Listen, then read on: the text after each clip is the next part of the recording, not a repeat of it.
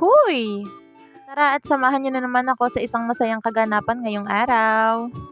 Balak nga namin salubungin si Haring Araw dito sa may tabi ng dagat. Nakikape at naghintay din muna kami magliwanag dito sa bahay ng aming kamag-anak. At dahil maliwanag na nga, nagumpisa na kaming maglakad papunta sa dagat. Ayan, at nakarating na nga tayo dito sa dagat. Sabi nga nila, napakaganda daw sa kalusugan ng dito ka magpapaabot ng liwanag sa tabi ng dagat. Mabuti na rin nga lamang at kati ngayong araw. Kaya naman naisipan na rin namin manikad. Ay sa kasamaang palad dahil biglaan ito, naging mailap ang sikad sa amin. Kaya naman wala rin kaming naiuwing sikad.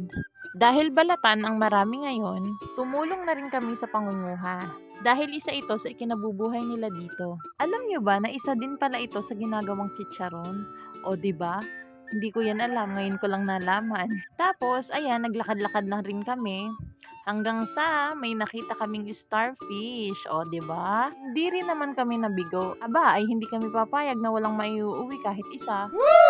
Kaya naman, hindi pa rin kami nawawalan ng pag-asa. Hanggang sa... Kaya nga lamang, hindi namin alam kung ano ang tawag riyan. Hala, ay bago na lang itapon. Ang importante ay sadyang napasaya kami ng isang iyan. Napakagandang experience, buhanginan, tubigan, batuhan, at iyan, punuan. O, di ba? Kala mo tinik? O siya, sige, paano ba yan? Mukhang yan lang din naman yata may uuwi namin. Paalam.